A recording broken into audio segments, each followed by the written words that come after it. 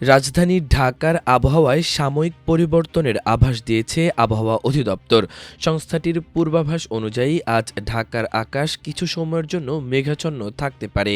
একই সঙ্গে দিনের তাপমাত্রা সামান্য বাড়ার সম্ভাবনাও রয়েছে। সোমবার সকাল ৭টায় ঢাকা ও আশপাশের এলাকার জন্য প্রকাশিত আবহাওয়ার পূর্বাভাসে এসব তথ্য জানানো হয়। পূর্বাভাসে বলা হয়েছে, আজ ঢাকার আকাশ অস্থায়ীভাবে মেঘলা থাকতে পারে এবং আবহাওয়া প্রধানত শুষ্ক থাকার সম্ভাবনা রয়েছে। এছাড়া দিনের তাপমাত্রায় সামান্য ঊর্ধ্বগতি লক্ষ্য করা যেতে পারে, যা শীতের তীব্রতা কিছুটা কমাতে পারে। এ সময় দক্ষিণ ও দক্ষিণ পূর্ব দিক থেকে ঘন্টায় প্রায় ৬ থেকে ১২ কিলোমিটার গতিবেগে হালকা বাতাস প্রবাহিত হতে পারে বলেও জানানো হয়েছে। আবহাওয়া অফিসের তথ্য অনুযায়ী গতকাল ঢাকায় দিনের সর্বনিম্ন তাপমাত্রা রেকর্ড করা হয়েছিল ১৮.৩ ডিগ্রি সেলসিয়াস। সে সময় বাতাসে আর্দ্রতার পরিমাণ ছিল ৮১%, যা শীত অনুভূত হওয়ার অন্যতম কারণ হিসেবে কাজ করেছে।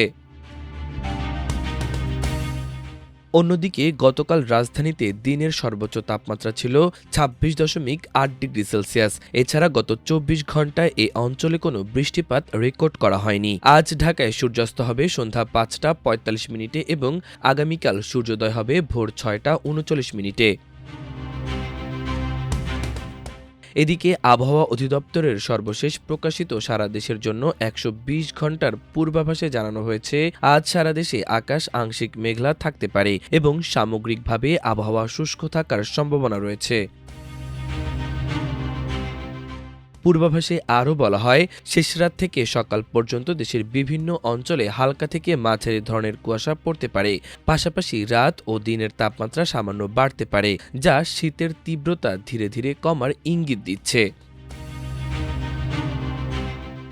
এদিকে নৌযান চলাচল নিয়ে সতর্কবার্তা দিয়েছে আবহাওয়া অধিদপ্তর। সংস্থাটি বলছে, ঘন কুয়াশার কারণে নদী অববাহিকায় দৃষ্টিসীমা কমতে পারে, সেজন্য নৌযানগুলোকে সাবধানে চলাচল করতে হবে। সোমবার ভোর ৫টা থেকে দুপুর ১টা পর্যন্ত দেশের অভ্যন্তরীণ নদী বন্দরের জন্য দেওয়া পূর্বাভাসে এ তথ্য জানানো হয়েছে। এতে বলা হয়েছে, দেশের নদী অববাহিকায় হালকা থেকে মাঝারি কুয়াশার কারণে দৃষ্টিসীমা ৪০০ মিটার বা কোথাও কোথাও এর চেয়ে কম হতে পারে। এসব এলাকার নৌযানগুলোকে সাবধানে চলাচল করতে বলা হয়েছে, তবে কোনো সংকেত দেখাতে হবে না। মাল্টিমিডিয়া ডেস্ক, আমার দেশ।